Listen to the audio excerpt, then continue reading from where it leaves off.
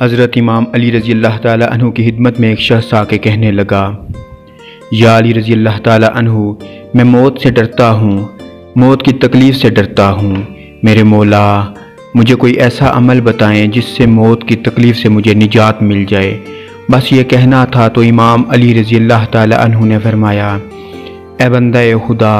अगर मौत की तकलीफ़ से बचना चाहते हो तो मुल्क उल मौत से दोस्ती कर लो। तो वो हैरत से कहने लगा, या अली रज़ी अल्लाह ताला अन्हु, मुल्क उल मौत से दोस्ती वो कैसे? हज़रत इमाम अली रज़ी अल्लाह ताला अन्हु ने फरमाया,